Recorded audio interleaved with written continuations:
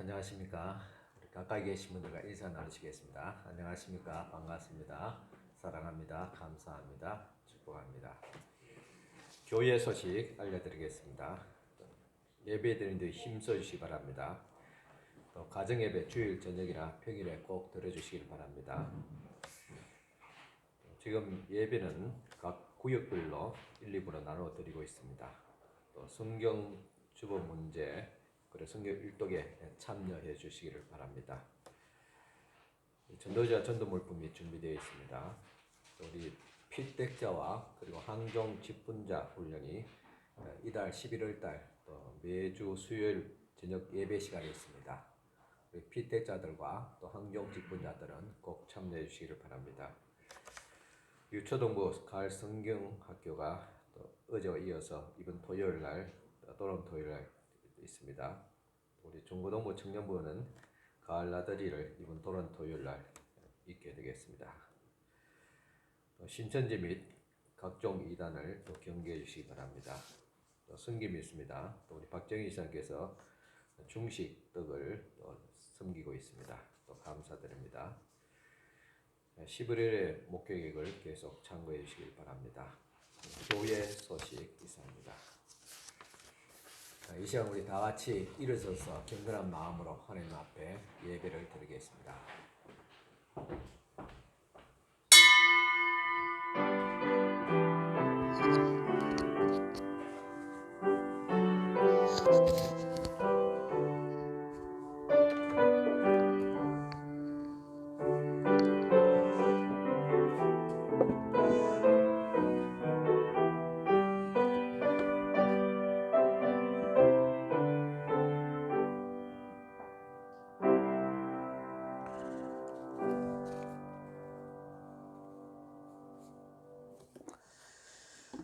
자비로우신 우리 하나님 아버지 감사드립니다.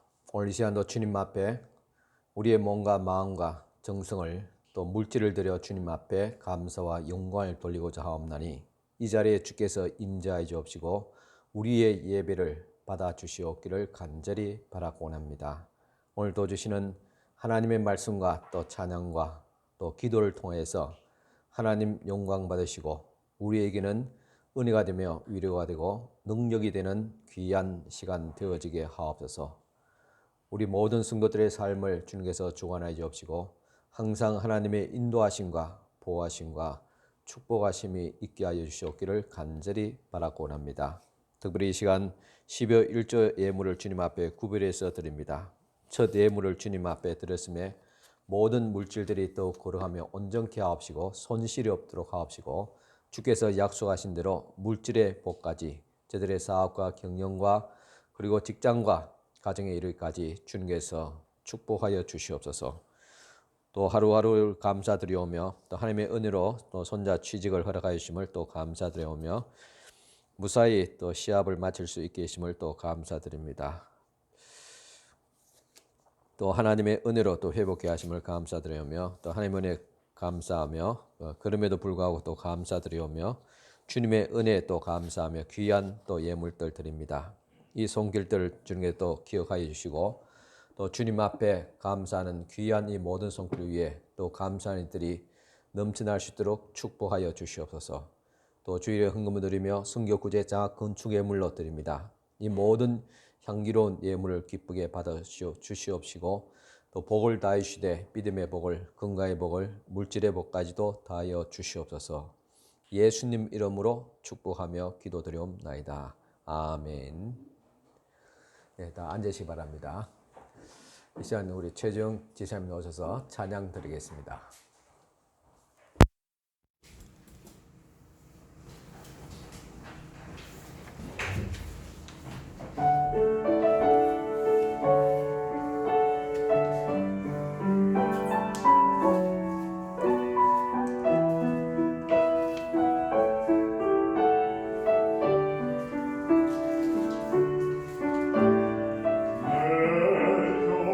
내 평생 사는 동안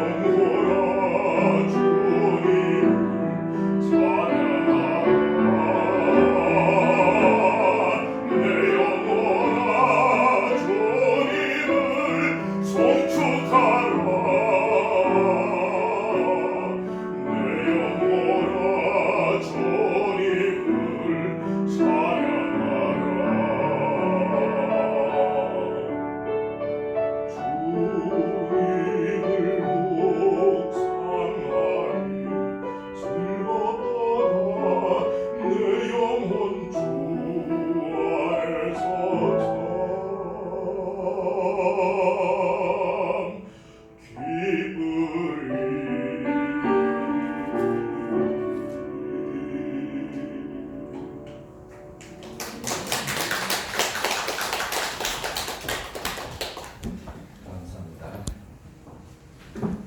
이 시간 주신 하나님의 말씀 제가 읽어드리겠습니다. 말씀은 요나서 2장 1절에서 10절까지 말씀드리겠습니다. 요나서 2장 1절에서 10절입니다. 오늘 이 시간은 본문 말씀 장절만 제가 말씀드리고 봉독하지 않겠습니다. 설교를 마치면서 봉독해 드리겠습니다. 우리 코로나 팬데믹이 낳은 가장 큰 변화가 있다면 아마 비대면일 것입니다. 대면하기가 조심스러우니까 비대면으로 만나고 강의도 비대면으로 듣고 심지어 예배도 비대면으로 드릴 때가 있었습니다. 지금도 일부 성도는 비대면으로 또 예배를 드리고 있습니다.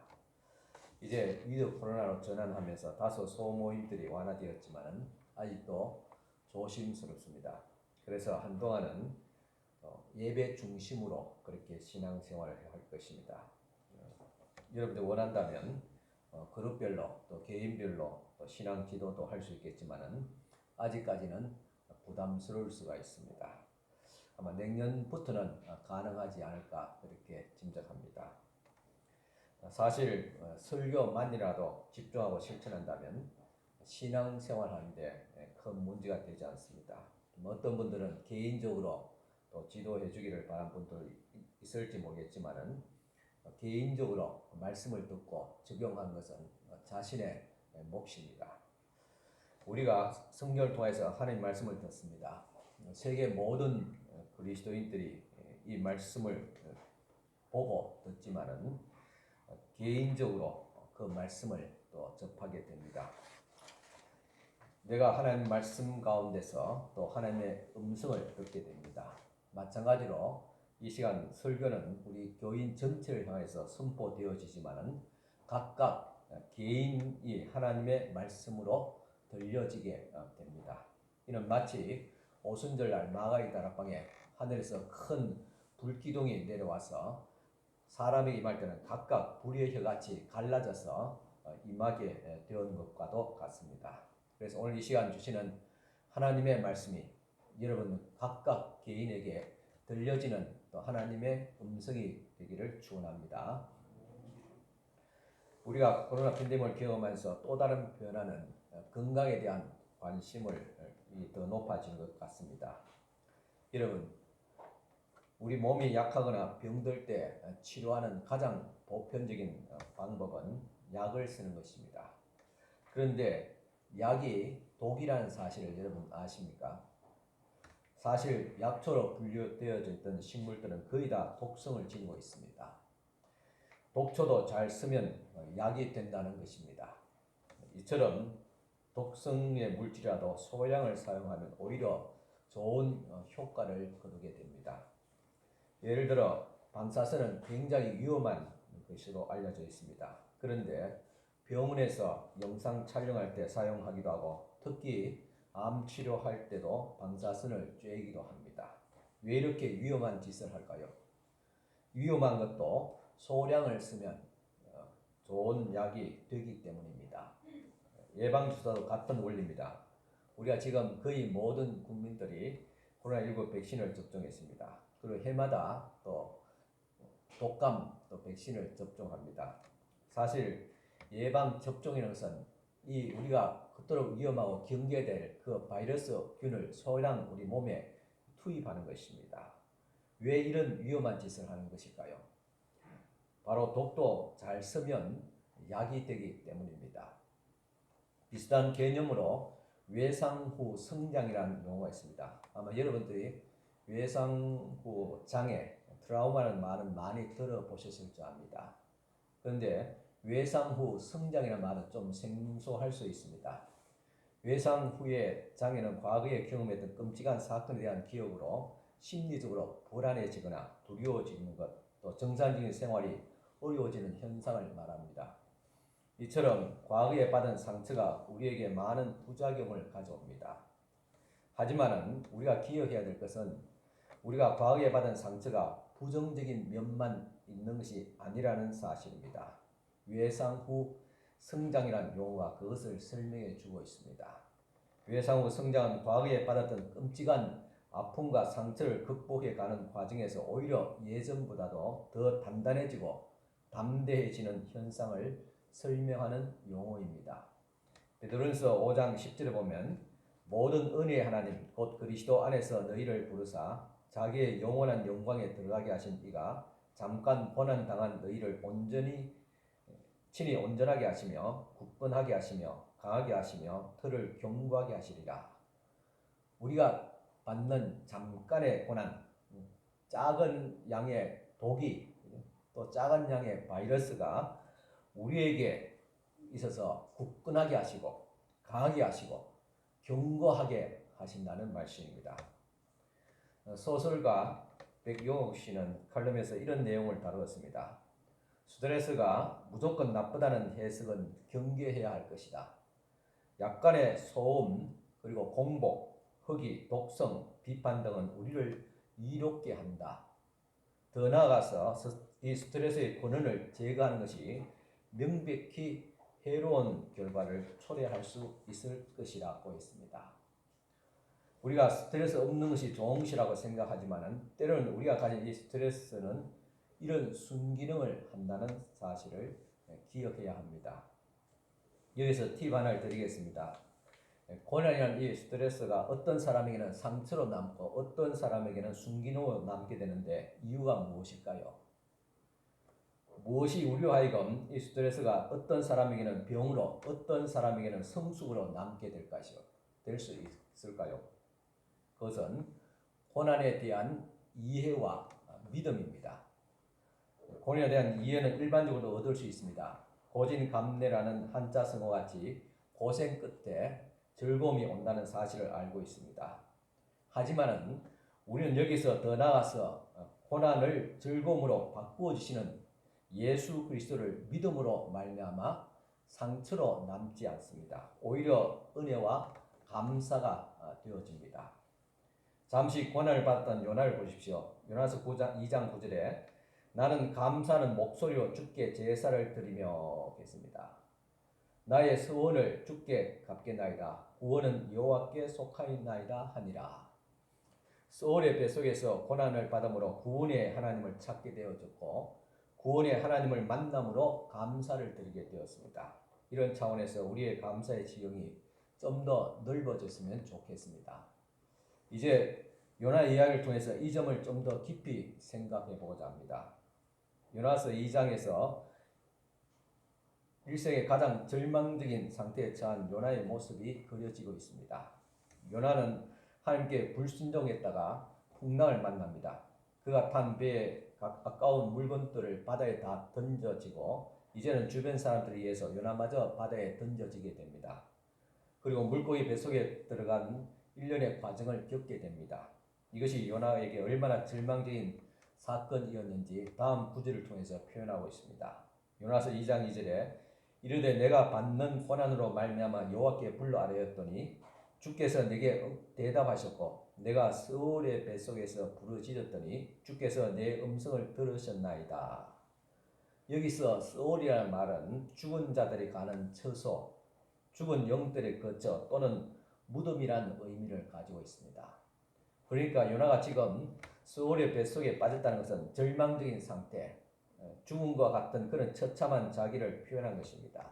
이는 시편 23편에 사망의 음침한 골짜기에 떨어져 있는 상태와도 같은 것입니다.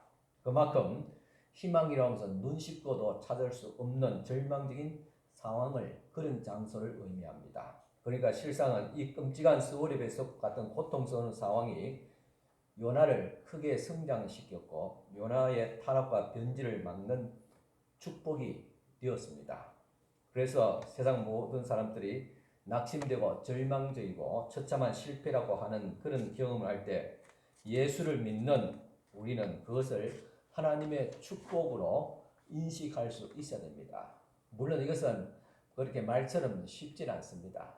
하지만은 시간의 문제이지 반드시 그렇게 됩니다. 또 그렇게 되어야 됩니다. 만일 고난이 축복이 되는 은혜가 없다면 우리가 하나님을 믿을 이유가 없습니다.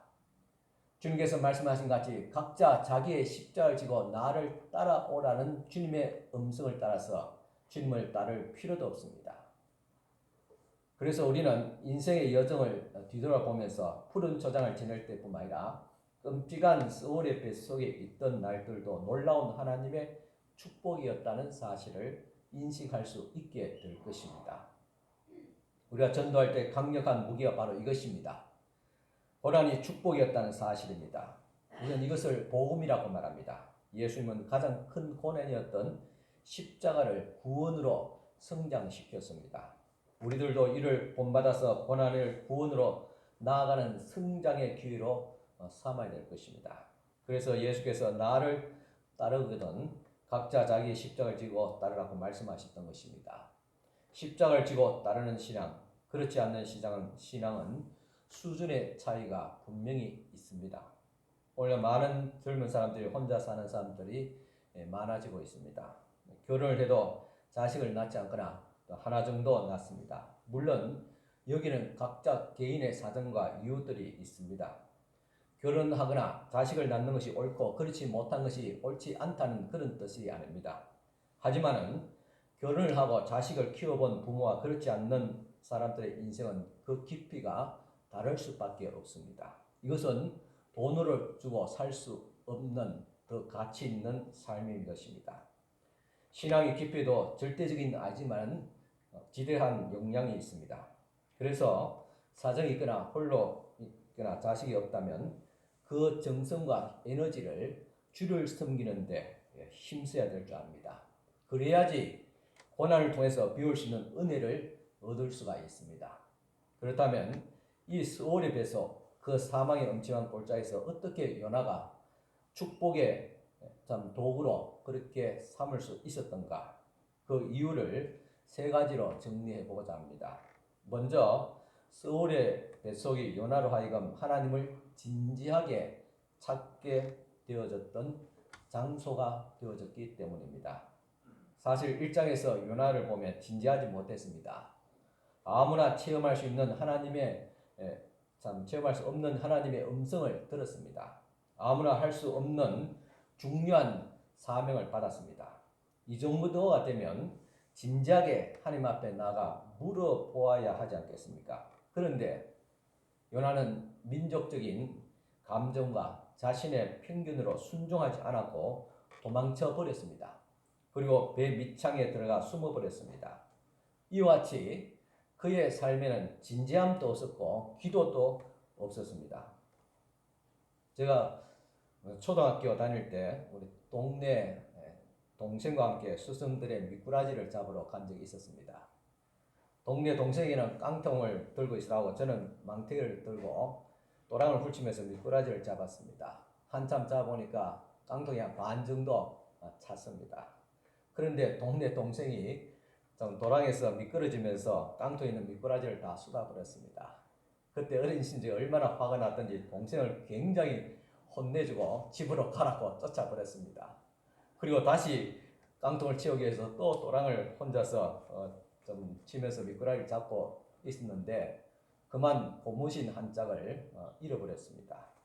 그 순간에 하늘이 까매졌습니다. 그 당시 고무신을 잃어버렸다는 것은 좀 과장된 표현이지만 죽음을 의미했습니다. 동네 친구들이 멀쩡한 고무신을 엿바꿔 먹고 집에서 쫓겨나는 일들이 많았기 때문입니다. 어머니께 혼날 걸 생각하니까 앞이 깜깜했습니다. 그 순간 동생을 혼내준 것이 생각나서 회개하고 그리고 그 물두랑에 그대로 주저앉아서 눈물 콧물 흘리가면서 하나님 앞에 정말 간절하게 기도를 드렸습니다. 그리고 또랑을 몇 발쪽 이렇게 걸어가면서 훑으면서 갔는데 손에 그 잃어버린 고무신이 잡혔습니다. 할렐루야! 하나님께 눈물로 또 감사를 드렸습니다. 저는 그 순간에 검정 고무신 한 짝을 통해서 천국과 지옥을 맛보았습니다. 중요한 것은 아직도 그 태도를 그대로 가지고 있다는 것입니다. 고난이 있을 때마다 하나님 앞에 하나님 저 좀 살려주이소 하고 고난의 수렁에서 하나님 앞에 기도하곤 합니다. 여러분 고난을 당할 때 하나님 앞에 좀 더 진지하게 다가갔으면 좋겠습니다. 저는 어렸을 때 검정 고무신 한 짝을 잃어버리도 하나님 앞에 진지하게 다가갔습니다. 그런데 요즘 성도는 다치고 중환병에 걸려도 하나님 앞에 진지하게 나아가지 않는 것 같습니다. 그러다가 죽을 병에 걸려서 비로소 하나님 앞에 진지하게 다가갑니다. 하지만 때는 늦었습니다. 사춘기 아이들이 가진 나쁜 태도 중 하나는 부모나 선생님의 말씀을 진지하게 듣지 않고 그저 근성으로 듣는다는 것입니다. 가끔 성도들이 다른 목사님의 설교를 들으면서 은혜를 받았다면서 너무 좋아하기에 궁금해서 물어봤습니다. 어떤 말씀이 그렇게 큰 은혜가 되었나요? 성도님이 큰 감동을 받았던 대목을 설명할 때 가만히 들어보니까 제가 평소에 늘 하던 그런 말씀이었습니다. 담임 목사가 설교하고 건면할 때는 근성으로 듣다가 똑같은 내용을 다른 목사님이 말씀하시니까 자기 인생에 큰 도전이 되었다고 하는 것입니다. 그럼 그때 담임 목사의 심정이 어떻겠습니까? 이것은 마치 제가 여러분들 앞에서 어느 교회 가 성도를 보니까 이렇게 교회를 잘 섬기고 또 담임 목사를 잘 이렇게 섬기고 열심히 충성하더라 그렇게 말하면 여러분 기분이 어떻겠습니까? 뭐 그런 거예요. 이처럼 저는 제 앞에서 다른 교회 목사 설교를 들었다 그런 이야기 들으면 그것을 좋게 들을 수 있는 그렇게 속이 넓은 목사는 아닙니다. 그래서 이런 문제들은 우리가 서로가 지켜야 될 그런 예의일 줄 압니다. 또한 염려되는 것은 이것저것 설교를 듣다가 잘못하면 이단을 접할 수 있기 때문입니다. 우리 교회도 보면 이제 신천지가 노골적으로 이제 전에는 감추고 있는데 신천지 무슨 집바하면서 계속 유인물이 오고 있습니다. 어저께는 보니까 어떤 아주머니가 신천지인지 모르겠지만 또 유임을 가지고 채통을 넣는 거 보고 제가 경계하고 말렸습니다. 이렇게 교회도 직접 찾아오는데 우리 성도들이 얼마나 노출되어 있겠어요.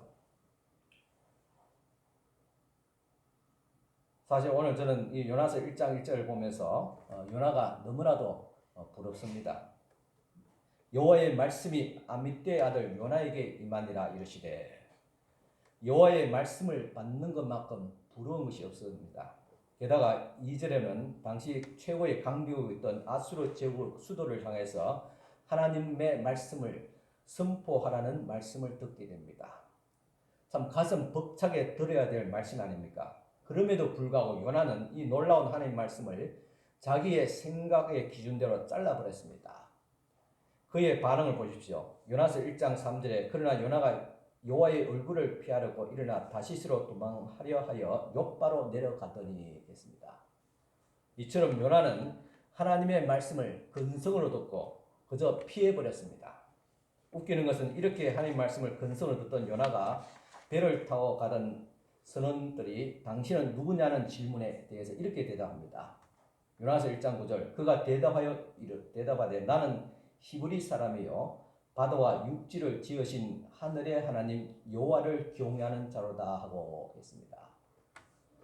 만약 제가 하나님이었다면 엄청 섭섭했을 것입니다. 요나는 스스로 하나님을 경외하는 자라고 표현했지만은 하나님 사람답지 않게 행동했습니다. 하나님의 명령을 거역하고 자기 마음대로 그렇게 행동했던 이 요나가 어떻게 하나님을 경외하는 자가 될 수 있겠습니까? 교회 다니는 사람들 중에서도 이 요나 같은 사람들이 많습니다.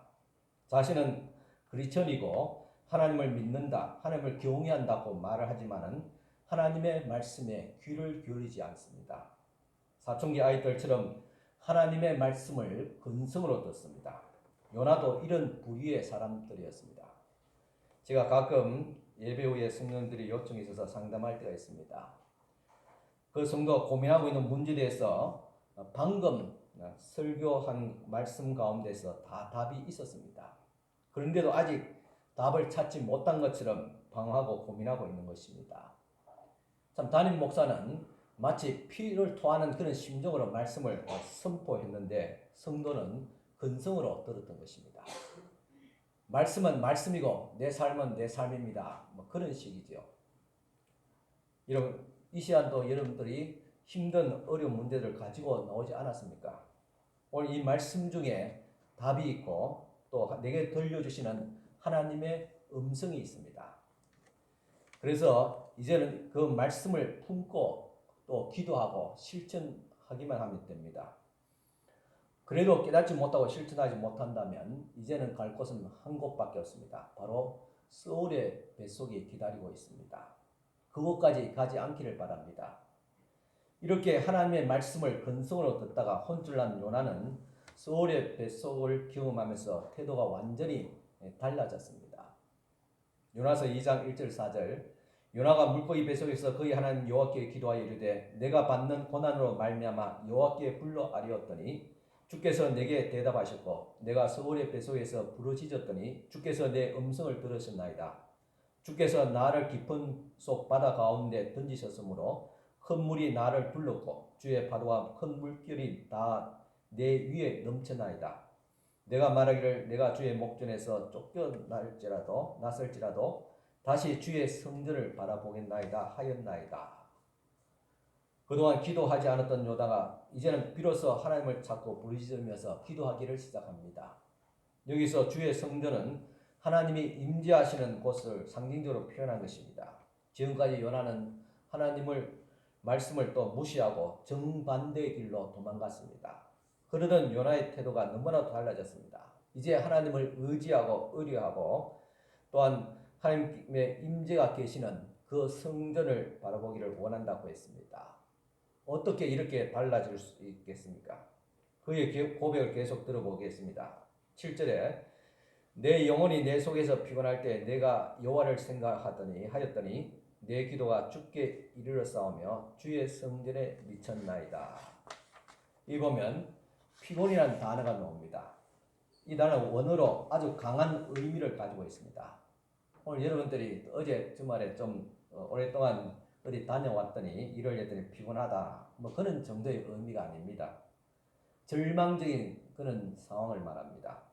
여러분도 이 절망적인 상황을 경험해 보셨습니까? 저는 여러 번 경험을 해봤습니다. 요나는 소울의 뱃속에서 자신의 영혼이 죽을 것 같은 고난을 겪었습니다. 그 일이 하나님을 생각하게 하는 재료가 되었다고 말합니다. 그래서 요나의 고난은 하나님 앞에 축복이 될 수 있었던 것입니다. 고난은 고난대로 당하면서 거기에서 아무런 메시지를 발견하지 못했다면 그는 세상에서 가장 어리석고 불쌍한 사람일 것입니다. 우리는 때로 소울의 뱃속 같은 고난을 경험하기도 합니다. 이럴 때 우리가 해야 할 것은 바로 내게 찾아온 고난을 축복으로 생각하고 바꾸는 일입니다. 두 번째로 요나에게 소울의 뱃속이 축복의 도구가 될 수 있었던 것은 그것은 요나에게 하나님의 주권을 인정하고 자각하는 그런 장소가 되었기 때문입니다. 고난당하는 가장 큰 이유는 무엇입니까? 바로 하나님의 주권을 거역함에서 오게 됩니다. 우리가 왜 이 세상에서 많은 고생을 하게 됩니까? 부모와 스승의 가르침을 인정하지 않고 자기 고집대로 살려고 하다가 많은 고생을 하게 되는 것을 보게 됩니다. 왜 인생의 고난이 찾아옵니까?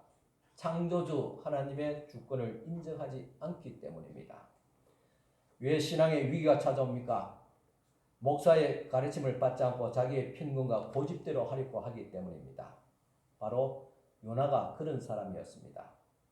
그러던 요나가 요나서 2장 2절에 보면 달라지고 있음을 알 수 있습니다. 이르되 내가 받는 고난으로 말미암아 여호와께 불러 아뢰었더니 요나는 자신이 받는 고난이 하나님을 부르고 의지하게 하는 동력이 되었다고 말합니다.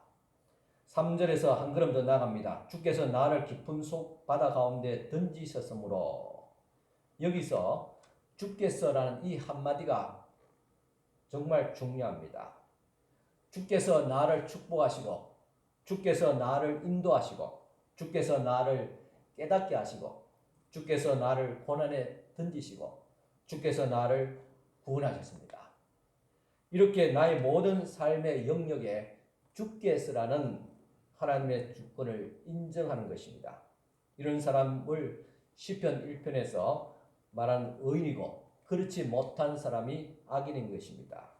그런데 우리는 의인이 아니라 악인으로 살다가 고난이란 장벽에 부딪힐 때 비로소 깨닫게 됩니다.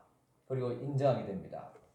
중요한 것은 우리가 겪는 소울의 뱃속이 바로 하나님의 주권을 자각하는 그런 장소라는 사실입니다. 오래전에 저희 아내에게 암이 발병되었습니다. 그 당시 처음 소식을 접했을 때 당황스럽고 많은 생각들이 겹쳐 찾아왔습니다. 혼란스럽고 두렵기까지 했습니다. 하지만은 이 혼란을 평정하는 데는 그렇게 오랜 시간이 걸리지 않았습니다. 어떻게 이런 일이 가능하게 되었을까? 바로 창조주 하나님의 섭리라는 것으로 이 사건을 해석했기 때문입니다. 모든 것이 주님의 뜻이라는 믿음이 있었습니다. 하나님의 뜻이라면 아내를 잃어버릴 수도 있다고 마음의 준비까지 했습니다. 이 사람은 더 담담했습니다. 그리고 대수술을 무사히 마치고 지금은 완치되었습니다. 그리고 암을 겪어본 가족으로서 지금 암 환자들을 볼 때 측은지심이 들면서 위로하게 됩니다. 여호와 하나님이 우리의 인생의 주관자가 되신다는 사실이 얼마나 놀라운 일입니까? 이것을 알게 되면 아픈 일이 사명으로 성화될 수 있습니다. 요나가 그 내용을 이렇게 고백하고 있습니다. 요나서 2장 9절에 나는 감사하는 목소리로 주께 감사를 드리며 나의 서원을 주께 갚겠나이다 했습니다. 서울의 뱃속에 갇혀있던 이 사건을 통해서 요나는 감사로 회복되고 그리고 또한 사명에 대한 자각으로 회복되었습니다. 그래서 이제 세 번째로 넘어가게 됩니다. 요나에게 서울의 뱃속에 축복의 도구가 될 수 있었던 것은 서울의 뱃속이 요나가 가야 할 사명의 자리로 돌아가게 하는 장소가 되었기 때문입니다. 고난이 이런 효과를 가져주는 경우가 꽤 많습니다. 성경에 보면 신약에 탕자에 비유해 놓은 둘째 아들도 마찬가지입니다. 그 못된 놈이 아버지의 재산을 허랑방탕 그렇게 쓰다가 다 떨어져서 나중에 먹을 것조차 없어 돼지 우리에서 쥐염 열매를 먹는 경험을 하게 됩니다. 누가복음 15장 15절에 17절 보면 가서 그 나라 백성 중 한 사람에게 붙여 사니 그가 그를 들로 보내어 돼지를 치게 하는데 그가 돼지 먹는 쥐염 열매로 배를 채우고자 하되 주는 자가 없는지라. 이에 스스로 돌이켜 이르되 세 번역에서 마지막 부분은 스스로 돌이켜를 그제서야 그는 제정신이 들어서라고 해석하고 있습니다. 이 돼지 우리는 탕자에게 그제서야 제정신을 들게 한 하나님의 장소였습니다. 이런 점에서 탕자에 있어서 돼지 우리는 축복의 장소이기도 합니다. 인생에서 가장 수치스럽고 부잣집 아들의 머릿속에 트라우마라고 남을 수밖에 없는 그 사건이 평생의 축복의 장소가 된 것입니다. 돼지우리에서 먹던 쥐염열매의 끔찍한 기억이 그를 아버지의 집, 곧 제자리로 돌아가게 했던 것입니다. 그러면 우리가 돌아가야 할 곳이 어디입니까?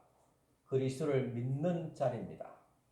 그리스도와 함께 고난을 받는 사명의 자리로 돌아가야 합니다. 요한계시록 2장에 주님이 에베소 교회를 꾸짖는 대목이 나옵니다. 요한계시록 2장 4절 5절 그러나 너를 책망할 것이 있나니 너의 처음 사랑을 버렸느니라. 그러므로 어디서 떨어졌는지를 생각하고 회개하여 처음 행위를 가지라 했습니다. 에베소 교회를 향해서 원래의 자리로 첫사랑을 회복하라는 놀라운 주님의 명령을 실현시키는 자리가 요나에게서는 소울의 뱃속이었고 탕자에게서는 돼지우리였다는 사실입니다. 철학자 니체의 말이 있습니다. 우리를 죽이지 못하는 것은 우리를 강하게 한다고 했습니다. 그 문구를 보면 요나가 생각납니다. 하나님이 요나를 소울의 뱃속으로 인도하신 것은 요나를 죽이시기 위함이 아니었습니다. 그렇기 때문에 소울의 뱃속이 요나를 죽이지 못했습니다.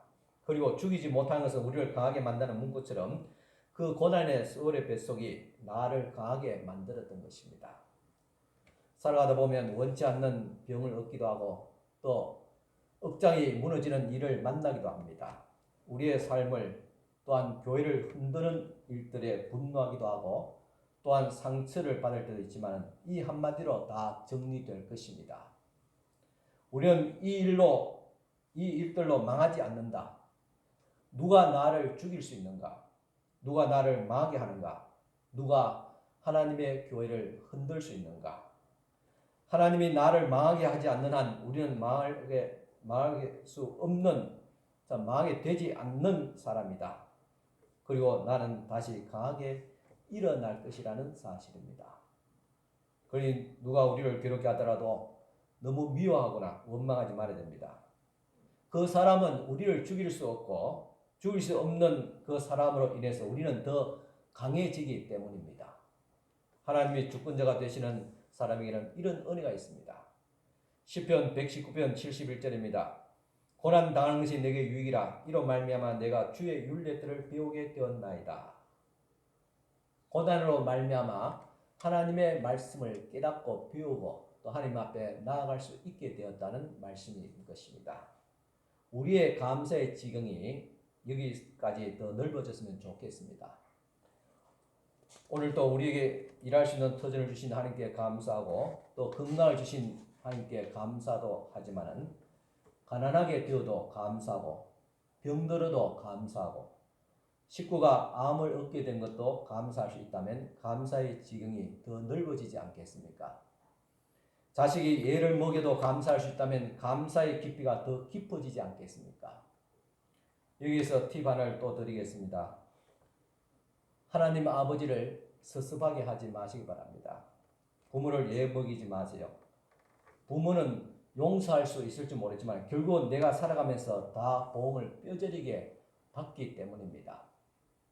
제가 청년 때 딴살림을 살고 있었던 아버지가 가끔 집에 찾아오실 때가 있는데 어머니가 맛난 고향 요리를 할 때입니다.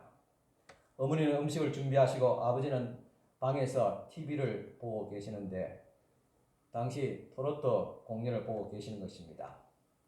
저는 그 당시에 아주 거룩한 신학생이라 세상 것을 멀리하고 있었는데 세속 노래가 들려지니까 제가 본능적으로 아버지에게 물어보지도 않고 TV 채널을 돌려버렸습니다. 그때 아버지는 아무 말씀 없었지만은 뒤에 들려지는 이야기에 당시 굉장히 섭섭하게 생각하셨습니다. 그런데 지금 그때 아버지가 들으셨던 그 유행가를 들으면서 아버지를 이해하게 되어지고 또 미안한 마음이 들기도 합니다. 이 귀한 설교 시간에 제가 하찮은 가정사를 이야기하자는 그런 뜻이 아닙니다. 진짜 중요한 것은 이제부터입니다. 세월이 흘러서 그때 아버지의 나이가 되었고 아버지가 되고 남편이 된 제가 좋아하는 TV 프로를 보고 있으면 저희 집 사람이 리모컨을 빼앗아서 자기가 보고 싶은 막장 드라마를 틀게 됩니다. 드라마 끝나서 또 제가 보고 싶은 프로를 보고 있으면 이제는 딸이 와서 물어보지도 않고 지 보고 싶은 채널로 돌려버립니다.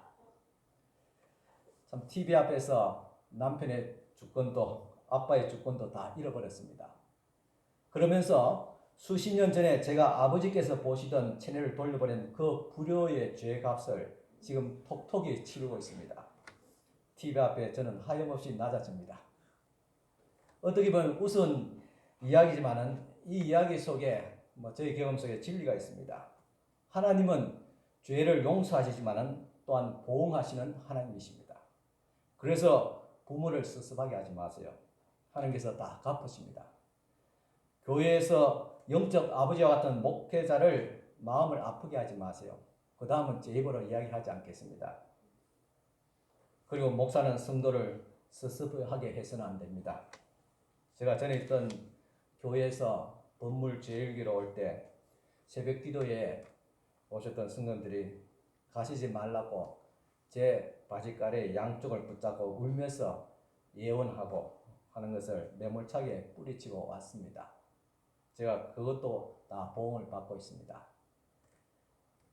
그래도 저는 때로는 오해당하고 때로는 목회 회의가 오는 일을 만날지라도 그 일들이 소울의 뱃속이 되어서 제가 감당할 수 있다면 또 강하게 설 수 있어서 하나님께 감사할 수 있다면 이 또한 감사의 지경을 넓혀가는 것이 아니겠습니까? 우리는 감사의 지경이 넓어지도록 기도해야 됩니다. 이런저런 아픔도 있지만은 그래서 감사합니다. 이런 고난이 내게 유익이 될 것이라고 믿고 또한 감사를 합니다. 우리는 요나서를 통해서 요나가 어떻게 고난을 겪고 있는지 그리고 어떻게 감사할 수 있었는지 마지막으로 어떻게 사명을 회복할 수 있었는지에 대해서 교훈을 얻게 됩니다. 이제 오늘 본문 말씀을 봉독해 드리겠습니다. 오늘 들려주신 말씀을 묵상하면서 들으면 은혜가 될 줄 믿습니다. 요나서 2장 1, 2절 요나가 물고기 뱃속에서 그의 하나님 여호와께 기도하여 이르되 내가 받는 고난으로 말미암아 여호와께 불러 아뢰었더니 주께서 내게 대답하셨고 내가 스올의 뱃속에서 부르짖었더니 주께서 내 음성을 들으셨나이다. 요나는 고난을 당할 때 비로소 하나님께 기도하게 됩니다. 그럴 때 하나님께서 응답하셨습니다. 요나서 2장 3, 4절 주께서 나를 깊은 속 바다 가운데 던지셨으므로 큰 물이 나를 둘렀고 주의 파도와 큰 물결이 다 위에 넘쳐나이다. 내가 말하기를 내가 주의 목전에서 쫓겨날을지라도 다시 주의 성전을 바라보겠다 하였나이다. 주께서 나를 깊은 바다 속 가운데 던지셨으므로 요나를 고난의 바다 속으로 던지신 분이 하나님이시라면 또한 그곳에서 건져주실 분도 하나님이십니다. 나를 고난의 불구덩이 속으로 던지신 분이 하나님이시라면 그곳에서 구원하실 분도 하나님이십니다. 고난도 구원하심도 하나님의 주권 아래에 있습니다. 그래서 고난 당하신 여러분 이제는 하나님의 주권을 인정할 수 있기를 바랍니다. 다시 주의 성전을 바라보겠다 하였나이다. 우리는 고난 가운데서 다시 주님을 바라봐야 됩니다. 하나님의 음성을 들어야 됩니다. 우리는 지금 생명의 삶 큐티에서 욥기 말씀을 묵상하고 있습니다. 욥에 있어서 우리가 배울 수 있는 교훈은 고난 가운데서도 끊임없이 하나님을 찾아가는 모습입니다. 요나서 2장 5, 6절입니다. 물이 나를 영혼까지 둘러싸우며 깊음이 나를 에워싸고 바다풀이 내 머리를 감쌌나이다. 내가 산의 뿌리까지 내려갔사오며 땅이 그 빗장으로 나를 오랫도록 막았사오나 나의 하나님 여호와여 주께서 내 생명을 구덩이에서 건지셨나이다. 요나가 고난의 깊은 수렁에 빠졌지만 결국 하나님께서 건져주셨습니다. 이처럼 오늘 우리들도 때로는 깊은 수렁에 빠질 때도 있지만 주님께서 반드시 건져주실 줄을 믿습니다.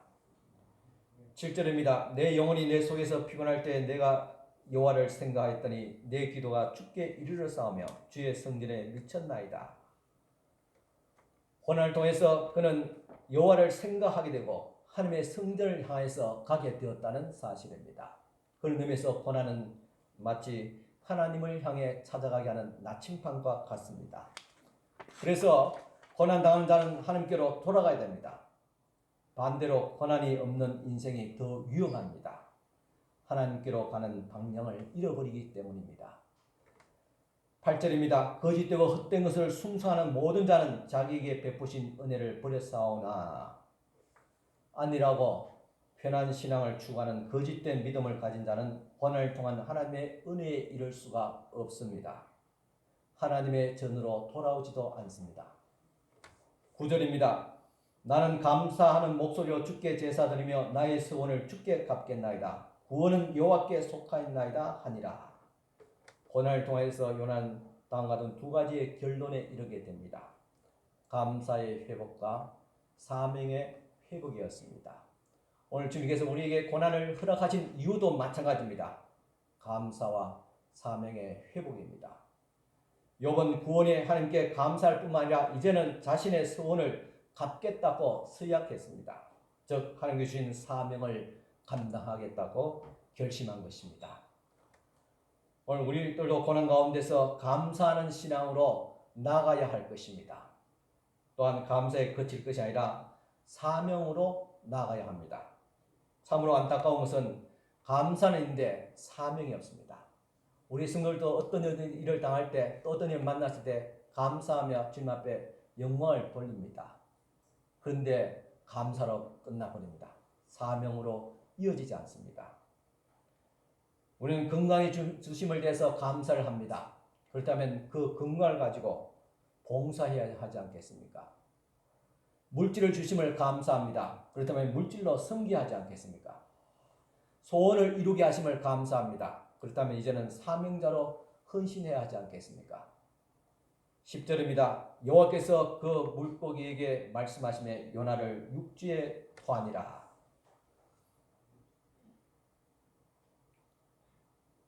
이렇게 요나가 감사와 사명을 회복하였을 때 큰 물고기가 요나를 육지로 토해냈다는 것입니다. 즉 스올의 뱃속에서 나오게 되었습니다. 적어도 스올의 뱃속에서의 고난이 끝이 났습니다. 여러분 아직 고난 중에 있습니까? 아직 스올의 뱃속에 갇혀 있습니까? 그렇다면 구원의 하나님을 인하여서 감사하시기 바랍니다. 그리고 사명을 감당할 수 있기를 바랍니다. 그러면 고난이 일단락짓게 됩니다. 스올의 뱃속과 같은 고난의 자리는 개인에게도 있고 또 가족에게도 있고 교회도 있고 이 사회와 대한민국 그리고 저 북녘 땅에도 있습니다. 이제 우리가 해야 될 것은 바로 기도입니다. 그리고 감사와 그리고 사명의 회복입니다. 이 스올의 뱃속을 무덤으로 만들려면 가만히 있으면 됩니다. 하지만은 그것은 망하는 길입니다. 하나님이 우리를 이 스올의 뱃속에서부터 토해내시게 하시며 우리를 부활의 존재로 생명의 존재로 그리고 사명자로 다시 일어날 수 있도록 기도해야 할 줄 압니다. 아브라함의 하나님, 이삭의 하나님, 야곱의 하나님, 요나의 하나님, 우리의 주인이 되신 예수 그리스도의 하나님, 우리의 하나님, 나의 하나님, 바로 그분께 기도하며 스올의 뱃속 같은 이 암울한 시대, 특히 코로나 팬데믹을 이겨나가는 하나님의 자녀가 될 수 있기를 간절히 축원합니다. 기도드리겠습니다. 하나님 아버지 감사합니다. 우리를 여기까지 인도하셨습니다. 우리는 지금 스올의 뱃속에 갇혀 있습니다. 이제 우리가 처한 척박한 자리, 질병에 걸리고 직장과 사업이 제대로 풀리지 않으며 인간관계에 실패해 오면서 스올의 뱃속을 경험했습니다. 우리의 가정, 자녀들의 학교, 우리가 몸담고 있는 사회, 그리고 우리 한국 교회와 대한민국의 현실이 요나가 겪은 스올의 뱃속인 것을 깨닫게 됩니다. 그동안 우리의 삶이란 전적으로 내 것이라 여기면서 살아왔습니다. 신앙생활도 내 생각대로 내 마음대로 편견대로 해왔습니다. 그래서 기도도 하지 않았습니다. 하지만 요나처럼 막다른 골목과 같은 스올의 뱃속에서 기도를 드립니다. 성령님이시여, 이제 우리가 눈물로 회개하며 주께 기도하오니 이 소울의 뱃속이 우리의 무덤이 되는 것이 아니라 생명을 잉태하는 복된 자리가 되게 하옵소서. 이제 주님과 함께 새로운 사명, 새로운 생명의 역사를 만들어 가게 하옵소서. 예수님의 이름으로 기도드리옵나이다. 아멘.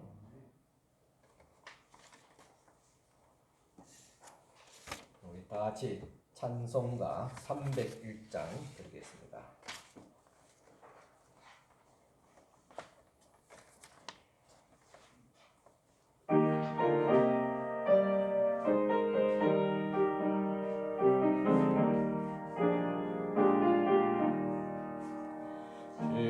지금까지 지내온 것 주의 거신 은혜라 아니 없는 주의